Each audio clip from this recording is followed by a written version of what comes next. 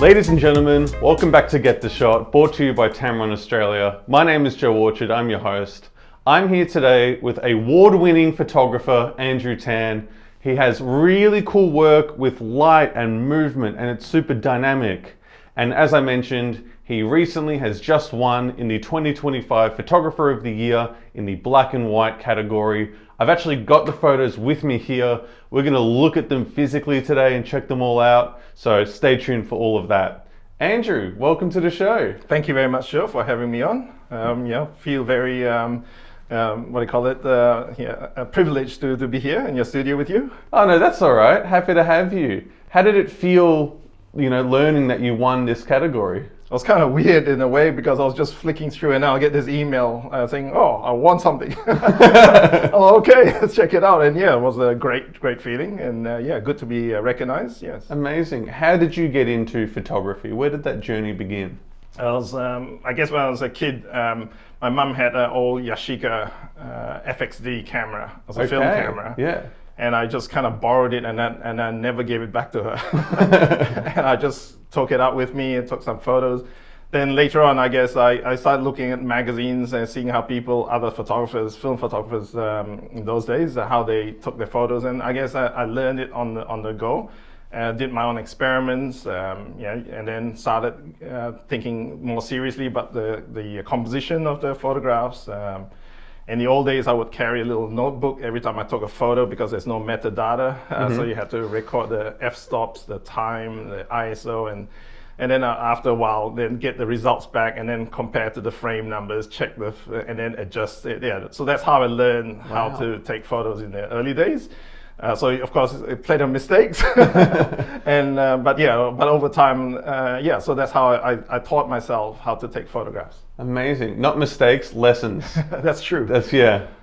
I like a lot of your work because it sort of plays with movement, and you're quite fond of long exposures and having streaky lines of light and objects. So how did you develop this as sort of your style?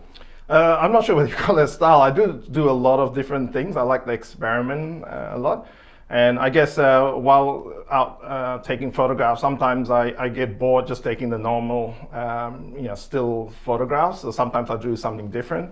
And I like experimenting. And so I came across intentional camera movement a few years ago, and I just started keeping going. And then I kept pushing the envelope, if you like. So I made my shutter speeds longer. So like the ones that won the competition, they were like a 1 second time exposures, whereas most slow shutters are a quarter of a second or less even. But yeah, so I kept pushing the envelope, if you like. Try something new, try something different. And I guess most of my work also, if you look at my street photography work, talk about reflections, looking at, like you said, streaky movements. Yeah, so I try to blend all those factors into to make it more interesting rather than just taking photographs. Yeah. And street photography, what drew you to that? It was more to do with exercise because I figured, if I'm going to hang around and if I have to, go walking, I might as well take the camera for a walk. And so yes, But I have been taking a lot of street photographs a long time ago. So I just started being more common, I guess. So most weeks I'll take the camera along with me and go along for a walk and take photos. Yeah. Do you ever I find street photographers interesting because sometimes people don't know they're having their photo taken, and so I don't know, it's really difficult. So how do you know when to take a photo and when sort of not to take a photo? I guess it depends on whether you have a vision of what you're trying to photograph. So sometimes if you go along and you see a scene that makes photographic sense, then you might want to stop and then take a photo. Sometimes you have to be quick. So before I go out, I normally have all my settings ready to go. And then if I do find something that is interesting, then just fire away. Other times, it's a bit more deliberate. So you have to change the settings in your camera so that you can then, depending on the vision, capture the image that's closest to what you envisage in your head. So sometimes I do plan it a little bit, but most of the time it's unplanned. So that's basically it. So unplanned subjects, but planned settings. Yeah, in a way, yeah. Yeah. So, for instance, like the ones that won the competition, there was an assignment. I was part of a photo walk I was doing last year. It was run by a guy called Craig Wetjen. Photo walks for well-being. So it was in the morning, and it's been bucketing down, rainy day, and I figured, well, the assignment was umbrellas. So I figured, well, what can I do with umbrellas? And that's when I decided, okay, to do something like that. So We've got 3 cameras now, so point it to every single one. Yeah. Okay. I love this work and what you've created here, and it makes sense that you won the award for them, because frequently with black and white photos, silhouettes become really, really important, and the shapes of the people and the objects in them. But you're really playing with that in these photos in quite an interesting way. So what led you to wanting to do a longer exposure and wanting to capture movement as you have in these photos? Part of the problem, I guess, is when you go in street photography is that you can see people's faces, and I guess and when you do long exposures, the features, the facial features kind of smears out. So it becomes anonymous in a sense. So and part of the work I do, usually I try to not be too obvious in the sense that even if I do capture someone's photograph, at least you cannot see who they are. The identity is lost in that sense. So yeah, you're right. It's more about the shape and the light rather than and then the situation itself. So that's part of the thinking behind those photographs and that sequence of work. Yeah. Were you just taking black and white photos on this assignment? Oh, no, they were all originally in color. I was using an OM system digital camera, so it was all in color, and then later on I just processed them in white, black and white. Yeah. Do you have a favorite photo amongst these 4? My favorite is actually this one here. Oh yeah? Yeah. So that one there was actually in front. So what actually happens is that there was in front of a perfume, one of those chemist perfume shops. So they got the LED strips, and that's when I discovered the LED flickers. And so as the person's walking in front of LED strip, I was just panning the camera along, and all the LED lights, I just got these beautiful streaks. Yeah, and it was a white LED, so that's why it worked so well. So, or bluish white, I should say. Yeah, so it worked so well when I converted it to black and white. Yeah, absolutely amazing. And what I like, and we'll have the image on screen as we're talking as well, the lines in it aren't perfectly straight. No. The fact that there's a little bit of wobble, and that's just hand movement. That's just the hand movement, yeah. But it's sort of, there's a lot of straight lines in this, but the shapes being sort of unnatural in some areas add a really nice depth to it. It's a wonderful photo. I see why it's your favorite. Yeah. These photos are also super wide. If I recall correctly, something like 14 millimeters was like how wide you were going. What made you? Well, I think it was just the camera settings. It was a micro four thirds camera. With 350 DPI was what the output was. So yeah. Oh yeah. So why did you shoot wide with these photos? Well, I prefer to shoot wide because of the composition, especially when you got umbrellas. They're wide as well, and if you shoot them portrait, you don't get that effect. There's also the panning effect, I think, and when you do the panning, because you're not exactly precise, the shape does spread out a little bit, so to speak. So yeah, I find that the landscape format works better. It was really nice looking through the Australian Photographer magazine, seeing your work and all the other people who submitted their entries. Some very good photographers in there. Absolutely. Yeah. In my life, I'm 26. I haven't really engaged with magazines too much, just generally speaking. If you've wanted to get your work out there, it's always been online in some capacity, website, Instagram, Pinterest, that type of place. Do you miss having physical media and seeing photos in a magazine?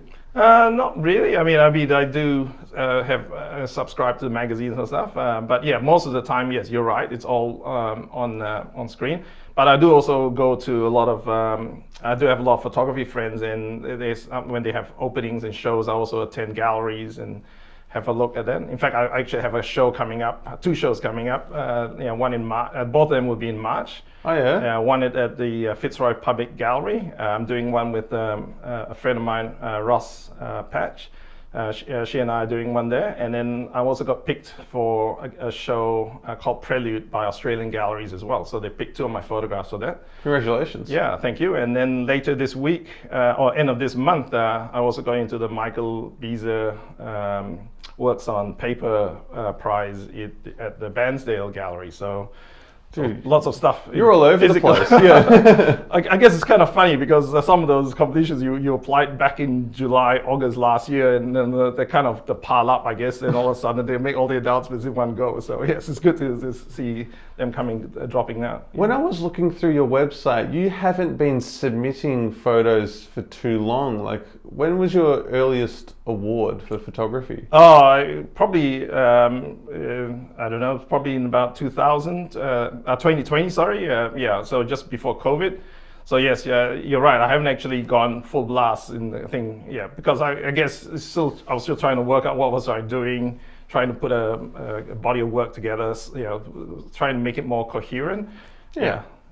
That makes sense. What made you want to start applying for galleries and awards and competitions? I guess part of the reason for doing it is also getting the recognition and trying to build a reputation for it. And I think that's if one way to do it is to get some recognition from a competition point of view, and so that if you get some validation from some juries, and that makes sense. But the process of kind of it has come, I guess, the dark side as well, because then you got to resist just doing photographing for a judge, if you like. Yeah. And I try to resist that. So most of the time, if a competition comes up, I just look at whether I've got work for it or not. If there isn't, then I just pass. I don't go shooting for it. Though sometimes there's one there's some that has a general theme coming up. Then I might go out and try to do it. But if it doesn't work out, then I just let it go. And so that's the challenge, if you like, to see whether you can meet the brief, but don't make it too stressful in that sense that you're just trying to get into a competition. Yeah, absolutely. You got to keep the fun in the photography. I guess that's the way to do it. How do you keep the fun? It's kind of I like it because I like going out there talking to people. The fact that you're out in the street. So you do get interactions.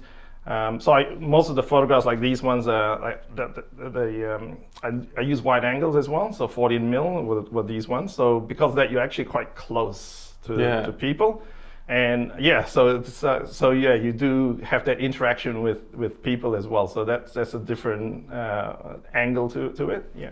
How do people feel when you ask them, hey, can I take a photo of you? Most of them say yes, but then I don't usually ask people, by the way.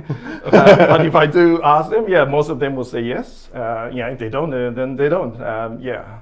I do get into trouble. Sometimes I do get into trouble, especially at the train stations, at Flinders Street, for instance. I do get moved on, so to speak. But hey, it's a private property, so I totally understand it. But yes and no. But they just no point arguing with that if they say they don't like it, or if someone I do photograph, if they do ever come up to me and say I don't like it, I will delete it. I just don't stress so much about Fair it. enough. Do the models in these photos know that they're in award-winning photos? No, I don't think so. They were just strangers on the street. I guess they were too busy. It was raining. They'd probably try to keep out the rain. So I don't think anyone. I don't even recognize anybody. Yeah. Well, if you were walking in the city on a rainy day in June last year, you may be in one of these photos. Could be. But there'll be other photos too, because there was a whole heap of photographs I took. Plus, I haven't stopped there too. I have continued doing photographs. Generally umbrellas and bicycles, because of the shapes. They work very well with long, slow shutters. You've just brought like a flashback. When I was in high school, I was like 16 or 17. We did a like excursion into the city, and we did photography, and I did motorbikes. And so it's just so random that you've brought that up. I just have remembered that now. I don't know if they were any good, and I don't know where I would find them, but maybe I'll see if I can dig them up. Dig them up. Are you more interested in photography in sort of the final product or the thrill of the hunt of trying to get the photo? I think it's both. The going out there, taking photos. Sometimes I would go for a walk, and sometimes I take 0 photos. But I think the process is also as important as the final product. Yeah, absolutely.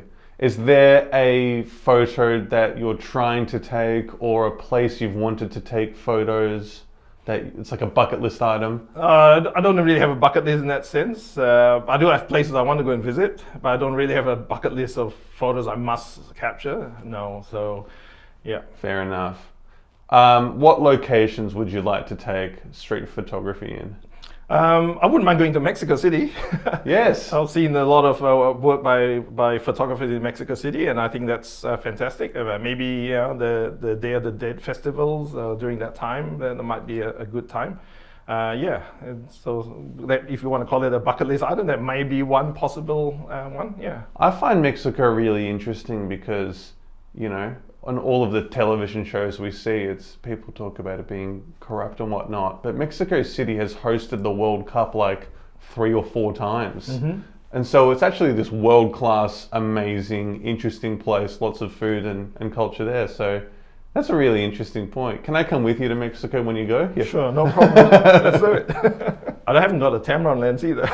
No? Actually, I do have one. There's a one I on my old film camera. I think it was a old 300 mils lens. That's the only. We've got an old Tamron up there. Wow. Okay. It's kind of part of the props, but I should probably get some use out of that one. Even if we have I don't know if we have a battery actually that can power that one, but I'll see. Comment below if you want me to use the Tamron camera. At the end of the podcast, let the previous guest ask a question for the current guest, not really knowing who they are or their background.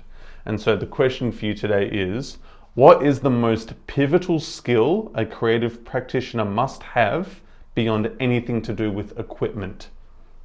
I think for me, my biggest challenge always has been about curating the photographs for whatever. So I think the skill, part of the selection of the actual photographs is as important as putting the body of work together. So I think the curation skill is probably a critical part of being an artist. Yeah. Do you have any advice for photographers out there who are watching this podcast right now? I think that just go out and try it. It's a very tactile process. The best way to learn is just go out there, do it, try things, try something new. It's very easy to get stuck in a rut, I guess. But just try something new. Awesome. Andrew, it's been lovely having you on the podcast. It's been super fun. Where can people find you? You can find me on Instagram. Most of my stuff is on Instagram. And andrew._.tan, T-A-N, on Instagram. Yeah. Amazing. Thank you so much for coming on the podcast. If you want to find out what question Andrew has left for our next guest, tune in next week and you'll see it. But again, it's been an absolute pleasure watching or listening to you tell all your stories about your photos, and congratulations again for your award in the magazine. I can't wait to see what else you get up to. All right, thank you very much. No worries. Take care. See you next week, everyone.